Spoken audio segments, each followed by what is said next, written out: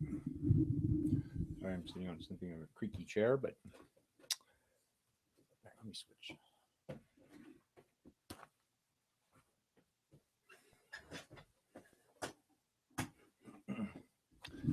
All right. This is a reading of Walt Whitman, When the Lilacs Last in the Dooryard Bloomed.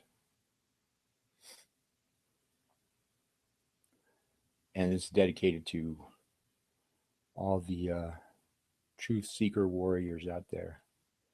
Miguel Connor and all of his guests, Edward Pandemonium, who alerted me to tonight's significance as a black solstice.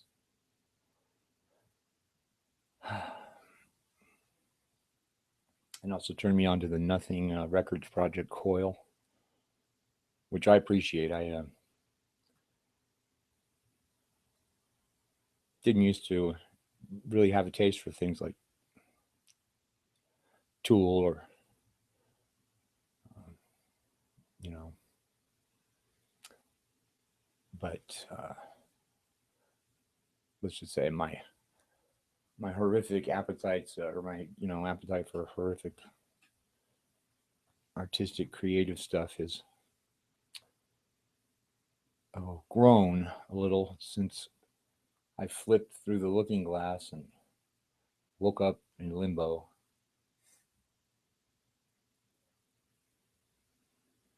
In 2015, February, at the apex of the new moon. It's very, at least that's what it felt like. And that's, when as near as I could tell, it happened. Okay, back to Walt Whitman, who I didn't get to, get to. I wasn't to meet the transcendentalists, Emerson and Lake and Palmer, Thoreau and Whitman, until after I was 40 and was taking an American literature class with Dr. Stephen Mathewson at online at CNM. And I can't stress enough that even Schopenhauer says you shouldn't give philosophy to a mind that's too, and maybe a soul or a heart that isn't sufficiently developed to appreciate it, like teenagers. In any case, I think people should self-direct their learning, and that pedagogic models like the Department of Education and public schools in the United States, they're just a slow strangulation of all ability to compare ideas. All right. When the lilacs last and the dooryard bloomed. When the lilacs last and the dooryard bloomed, and the great star early drooped in the western sky in the night, I mourned, and yet shall mourn with ever-returning spring. Ever-returning spring, Trinity sure to me bring to you. Trinity sure to me you bring, lilac blooming perennial and drooping star in the west, and thought of him I love. O powerful western fallen star, O shades of night, O moody, tearful night. O great star disappeared, O the black murk that hides the star. O cruel hands that holds me powerless, O helpless soul of me. O harsh surrounding cloud that will not free my soul. In the dooryard fronting an old farmhouse near the whitewashed palings stands a lilac bush, tall growing, with heart-shaped leaves of rich green. With many a pointed blossom rising delicate, with the perfume strong I love, with every leaf a miracle. And from this bush in the dooryard, with delicate colored blossoms and heart-shaped leaves of rich green, a sprig with its flower I break. In the swamp, in secluded recesses, a shy and hidden bird is warbling a song. Solitary the thrush, the hermit withdrawn to himself, avoiding the settlements, sings alone. It sings by himself a song. Let me say that again. The solitary thrush, the hermit withdrawn to himself, avoiding the settlement, sings by himself a song. Song of the bleeding throat, death's outlet, song of life. For well, dear brothers, I know, if thou wast not granted to sing, thou wouldst surely die. Over the breast of the spring, the land, amid cities, amid lanes, and through old woods, where lately the violets peeped from the ground, spotting the gray debris amid the grass in the fields each side of the lanes, passing the endless grass, passing the yellow-speared wheat, every grain from its shroud in the dark brown fields uprisen, passing the apple tree blows of white and pink in the orchids, carrying a corpse to where it shall rest in the grave. Night and a day journeys a coffin. Coffin that passes through lanes and streets, through day and night, with the great cloud darkening the land, with the pomp of the in-looped flags, with the city draped in black, with the show of the states themselves, as of crape-veiled women standing, with processions long and winding, and the flambeaux of the night, with the countless torches lit, with the silent sea of faces and the unbared heads, with the waiting depot, the arriving coffin, and the somber faces, with dirges through the night, with the 1,000 voices rising strong and solemn, with all the mournful voices of the dirges poured around the coffin, the dim-lit churches, and the shuddering organs, where amid these you journey, with the tolling, tolling bells, perpetual clang, here, coffin that slowly passes, I give you my sprig of lilac. Nor for you, for one alone, blossoms and branches green to coffins all I bring. For fresh as the morning, thus would I chant a song for you, O sane and sacred death. All over bouquets of roses, O death, I cover you with roses and early lilies. But mostly, and now the lilac that blooms the first, copious I break the sprigs from the brushes. With loaded arms I come, pouring for you and the coffins, all of you, O death. O western orb sailing the heaven, now I know what you must have meant as a month since as I walked in the silence, the transparent shadowy night, as I saw you had something to tell as you bent to me night after night, as you drooped from the sky low down as if to my side, while the other stars all looked on, as we wandered together in the solemn night, for something I know not what kept me from sleep. In the night advanced, I saw on the rim of the west how full you were of woe. And that's Rebecca's cat, Oreo, howling in her room across the hall. All right. So if you hear that, it's a tortured sound of a lonely cat. These guys don't seem to understand that the companion animals are bodhisattvas in the samsara, and they're not here for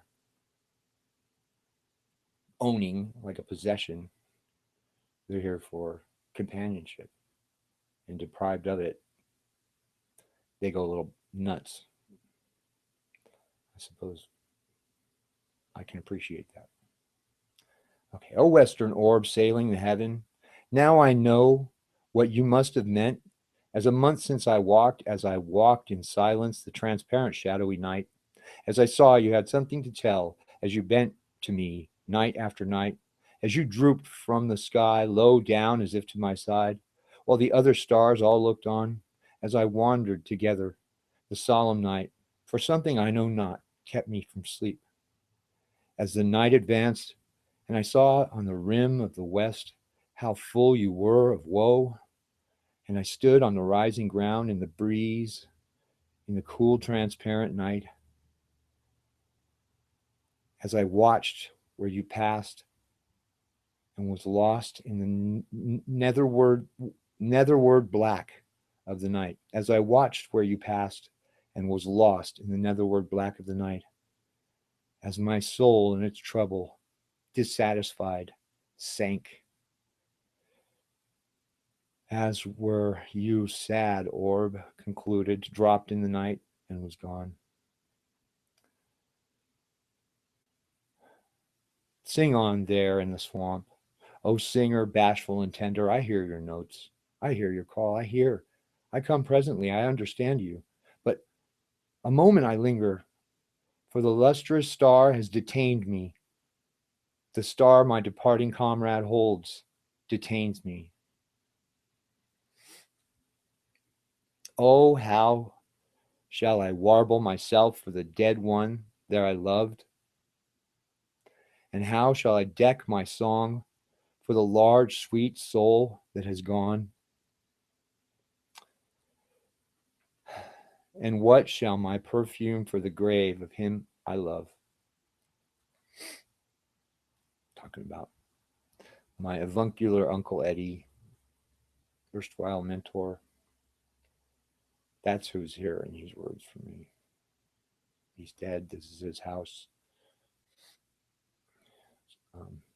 Unkind people that are not fun to be around have usurped and wouldn't laugh at a waiter, there's a fly in my soup joke if they were at gunpoint. Okay.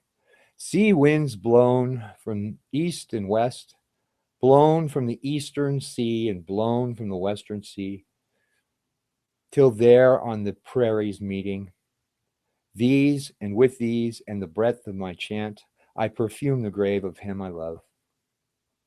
Oh, what shall I hang on the chamber walls? And what shall the pictures be that I hang on the walls to adorn the burial house of him I love? I made a large portrait of Eddie, but I gave it to the neighbors, the Pachecos, because he was very fond of them, and vice versa. Pictures of growing spring and farms and homes, with the 4th month eve at sundown, and the gray smoke lucid and bright, with floods of the yellow gold of the gorgeous, indolent, sinking sun burning, expanding the air, with the fresh, sweet herbage underfoot, and the pale green leaves of the trees prolific.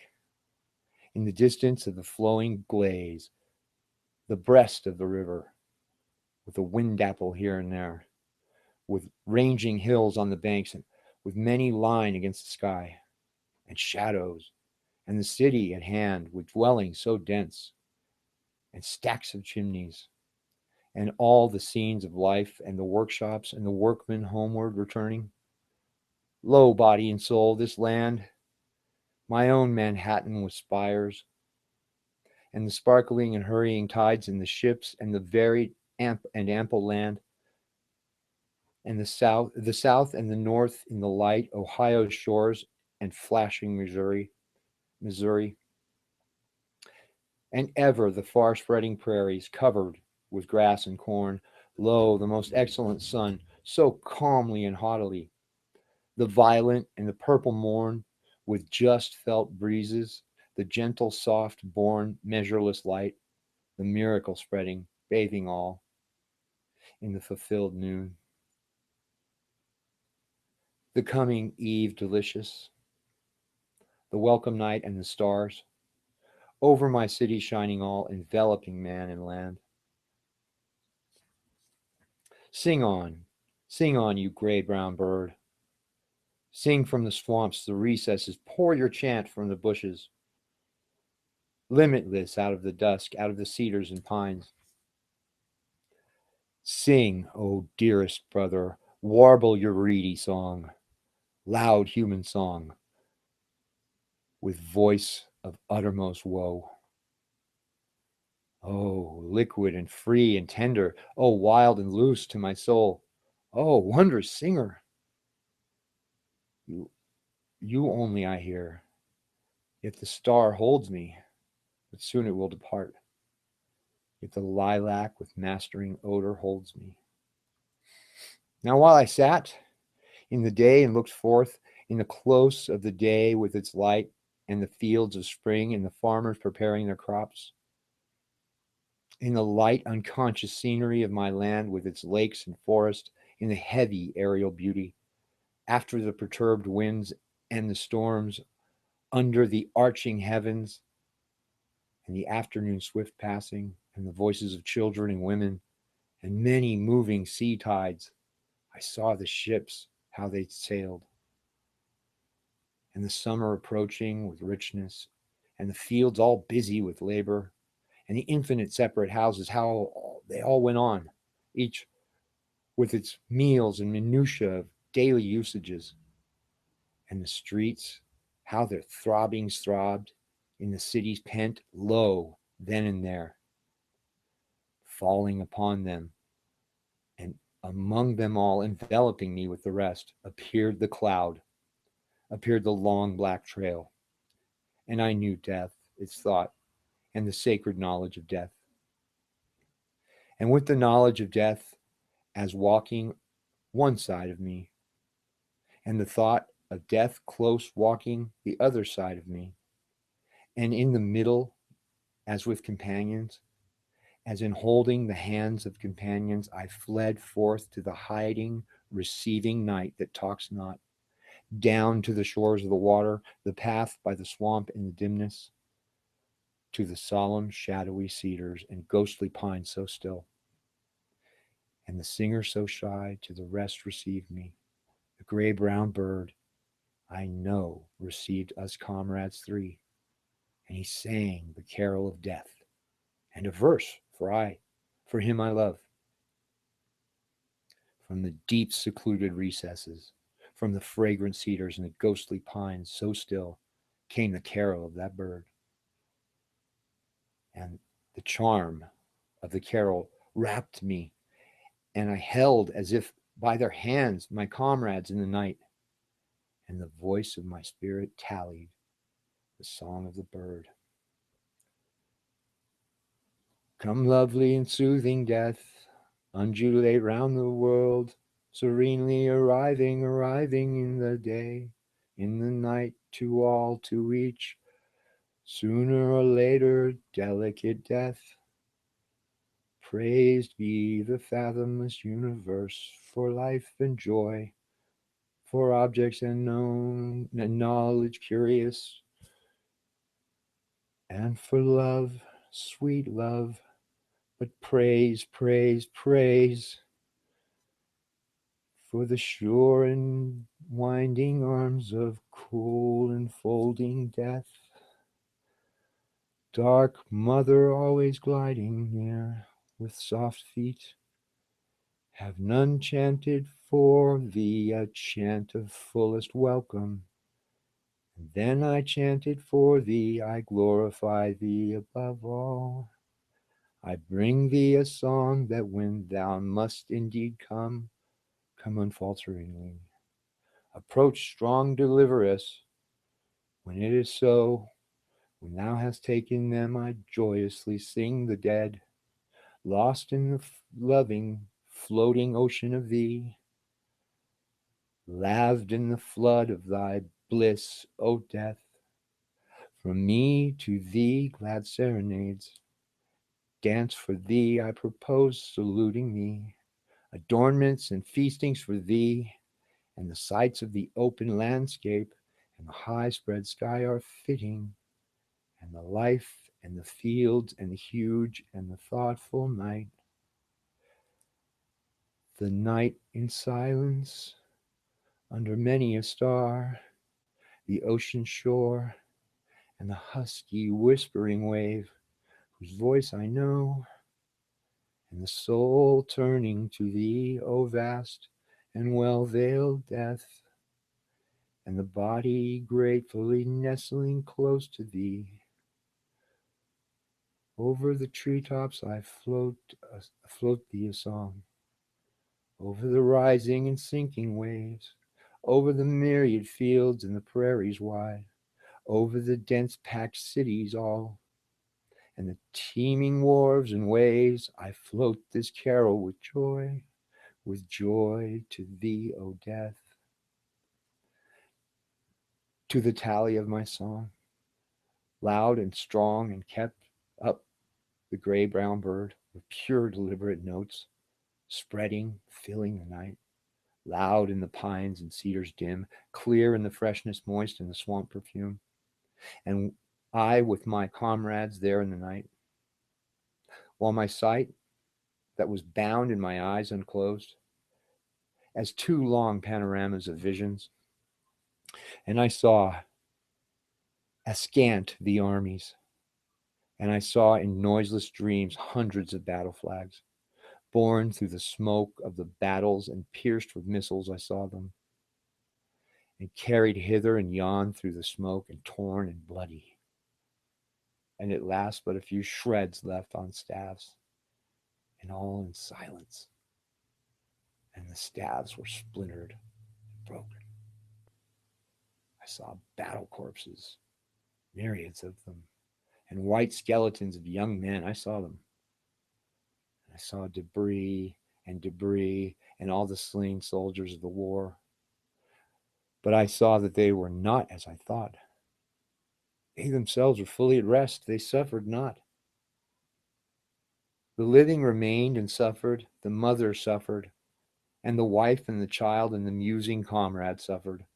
And the armies that remained suffered.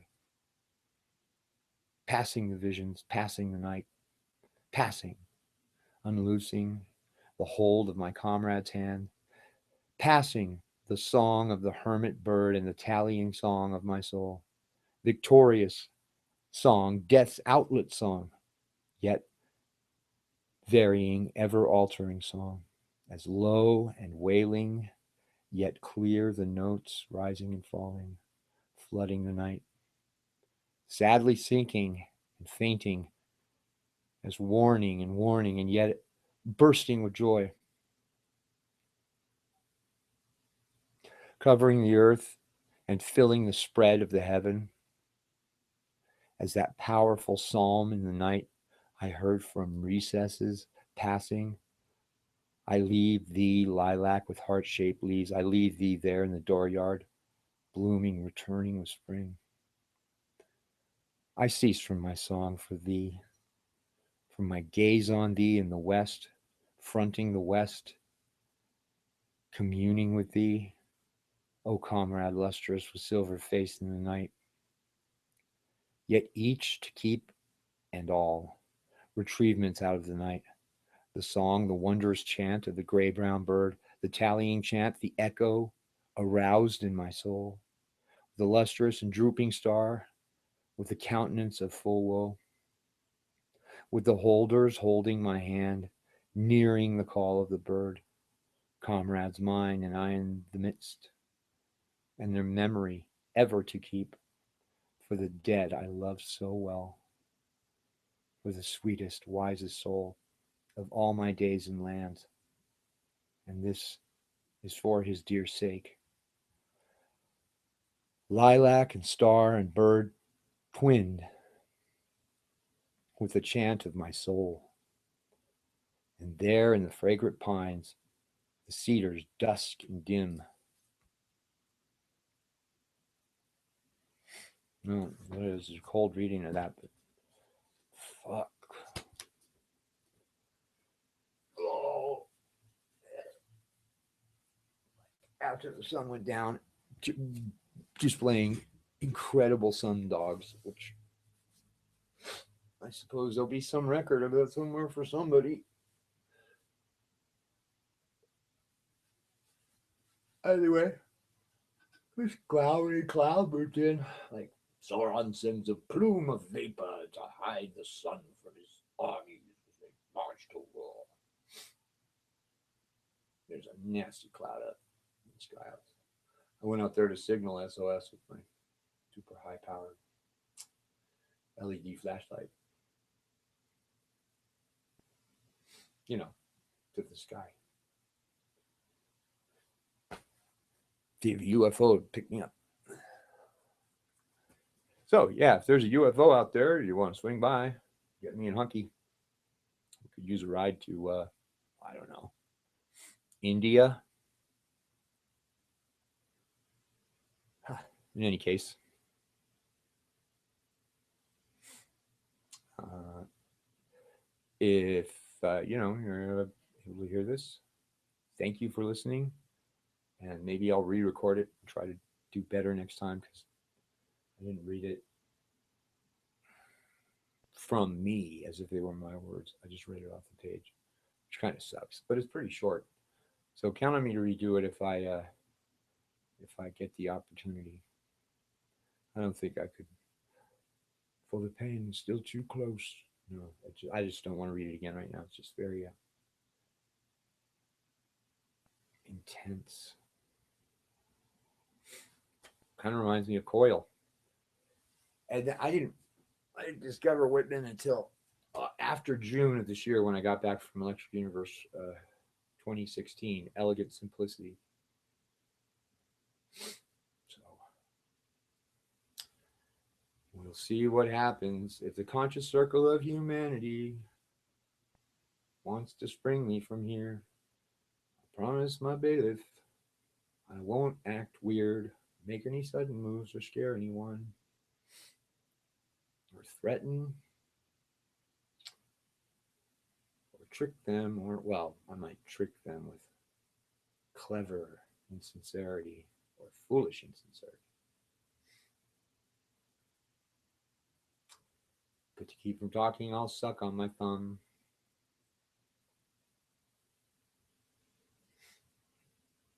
Yeah,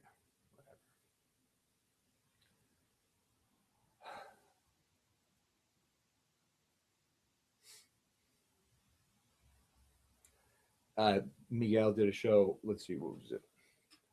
On Aeon Byte Gnostic Radio that I didn't see him post it, but it's so apropos. I actually sent it to my friend Gilbert Gallegos, who, maybe another friend of me, who knows? So many frenemies. It seems like drift between the realm of the jealous god where friendship is possible and not without intrigue. The realm of the hungry ghosts where they just grasp object after object. Oh well. Take all that they can carry but want to carry more. And I'm not putting that down.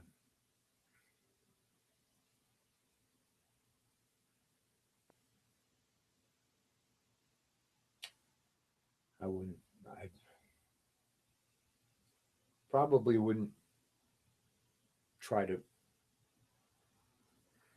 mess with that in future because why shatter somebody's delusions and their glorious notions of how beautiful their life is at present, even though bodily they're shutting down bit by bit. They're grabbing at stuff, they're keeping stuff, they're taking things that I just don't understand. Well, I mean, I do understand it, but well, I don't understand it. I can't see. It's like this isn't what matters. Aren't you coming? Aren't you confronting your death? No, no, no, no. So apparently, some of the archons have appeared to some of these guys in dreams, visions, and whatnot, and gave them nice, happy words that they could believe in. And so they did, unquestioningly. I won't name any names, but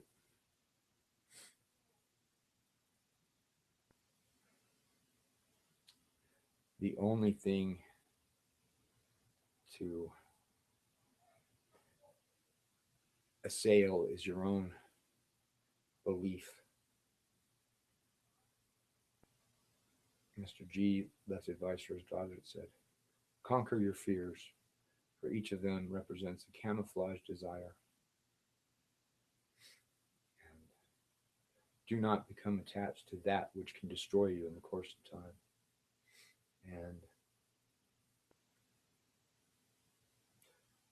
do not define yourself by what you possess. And I'm pretty sure these fall out in a kind of a geometric harmonic order out of the Enneagram. because they relate to each other in a certain rhythm. Or at least so it appears to me. I'm just spitballing here. It just looks that way. It's stunning how many times I've listened to that 10, 9 and 11, 9 minute 11-second video and still don't have the exact words that are in it. For example, I told my brother-in-law Rich, do not try to be everything to your spouse. Understand that there are things that you cannot give him or her. Or him or her. But no, it's even worse. Weird intensity, like a choked up feeling when I'm broadcasting live on the internet.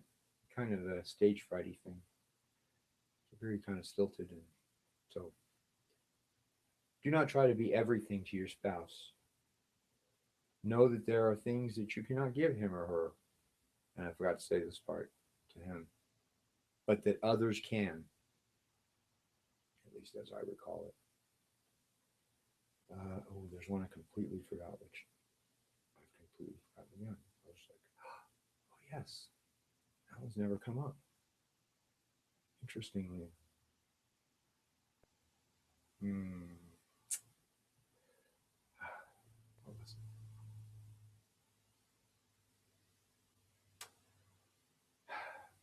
I'm not going to sit here and try to remember. What? Okay, maybe I should. Let me think.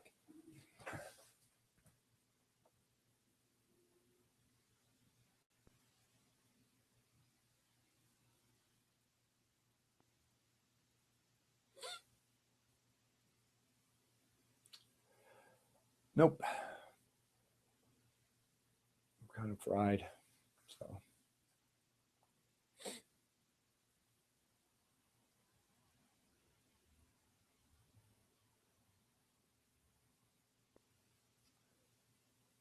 Well, many a night have I worried the sun wouldn't come back. Tonight, my fears may be real. But if it is so, I seem to have an appreciation for it from many angles, including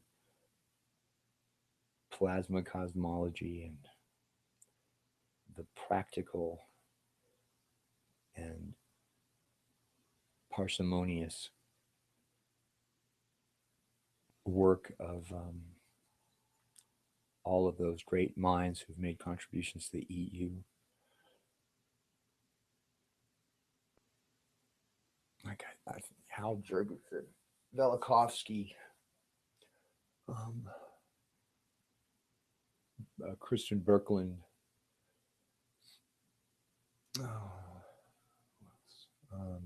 of course, Houghton Arp. Wall Thornhill's extremely proud of Houghton Arp and all the bullshit he got for turning in his damn, work for his catalog of like exotic quasi-stellar objects or something like that. Who's another really good one? Anthony Peratt, Dave Talbot, not a man of, of a lot of negative emotion in his being that I can tell. He's very sweet, gentle. He made a video with just, he's pissed about what they did to Peratt. These skanky fucking mud throwers. May they be forgotten.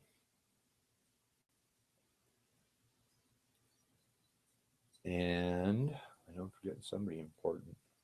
Was Michael Steinbacher, who was personally a friend of mine. He befriended me, which required an active effort on his part, and it meant very much, and it means very much. And Michael, wish I had had a greater appreciation for you. Gurdjieff told his well, it said in his advice for his daughter, not to, but for. Know you're dead, but do not let them invade your life. And it's strange. There's been a lot of people dying. Eduardo Cardona, rest in peace, Eduardo. And Michael, and my friend, uncle, and mentor, Eddie, and his best friend, Cynthia. And she died here. She came to live with us.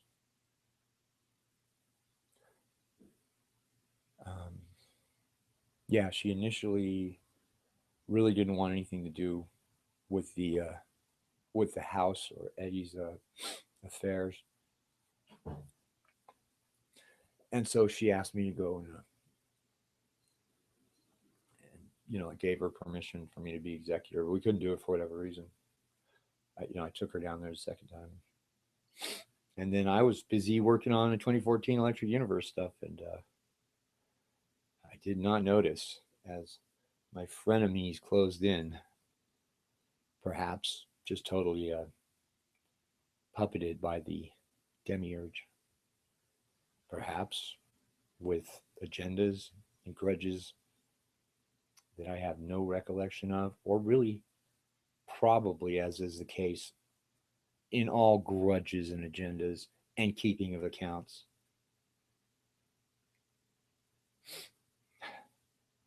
This hankering for a justice that, once it's applied back on the one who demands it,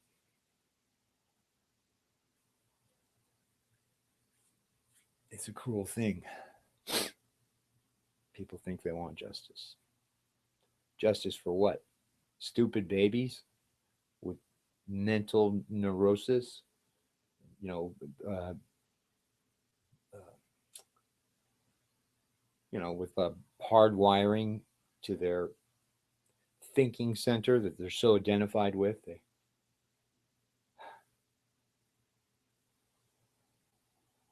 They become mesmerized. They get carried away.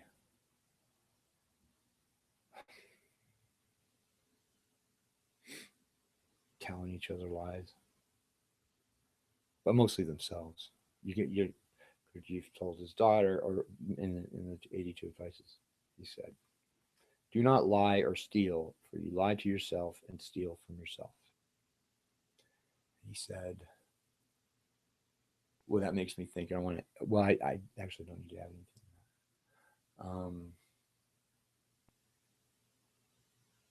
You can find it on Michael Garland's YouTube page.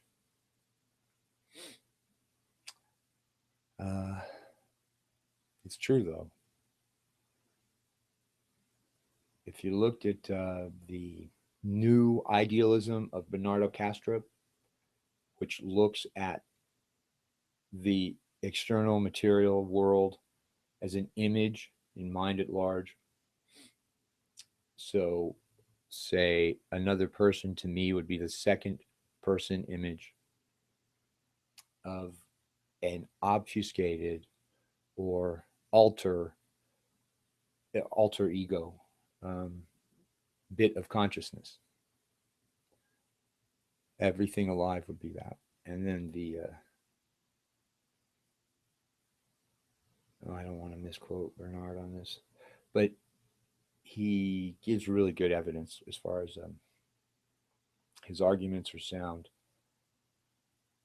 and he's more acceptably correct, just for the parsimony of it, that there's the conscious awareness, the observer, and outside of that awareness, to extrapolate or to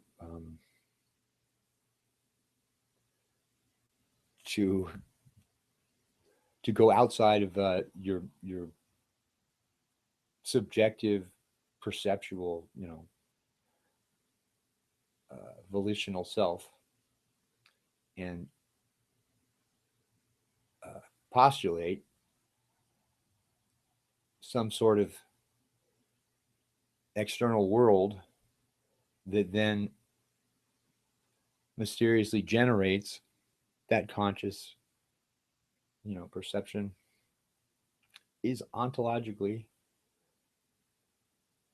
like doubling the universe without any justification. Yet it's a leap that you know, freaking the Cartesian material reductionist believers in scientism, I guess. I've seen people go around and around and around. Just Bernard will come at it so kindly, so much patience. Every different 6 ways till Sunday, and they just won't say uncle. It's exactly like that with these guys. They're stubborn to the point that stalagmites will be eroded off the moon before these guys, mostly Big D, will ever own up to having any faults. Although I was blown away as she owned up to having some small character flaw the other day. So that was one grain of regolith that's been ground out. Well, to my friend Theodore Holden, to all the dead, rest in peace. To all my ancestors, give me strength. Oh, hey, they did. Look, see, LePage's strength. I don't know who LePage is, but glue, oh, that's going to help. I'm pretty much stuck. All right, have a good night. Not that it means anything in this realm.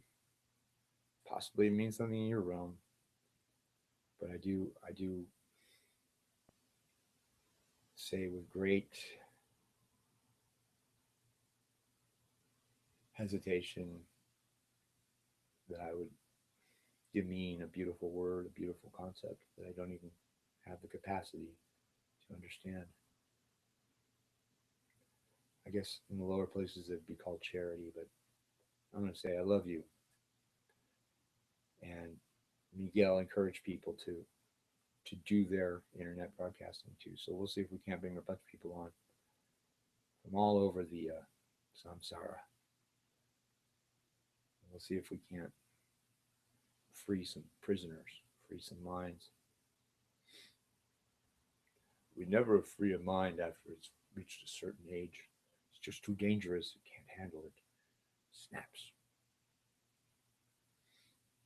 Anyway, back to Linda and Gilbert, to Shanna, to my friends and my enemies, and my frenemies.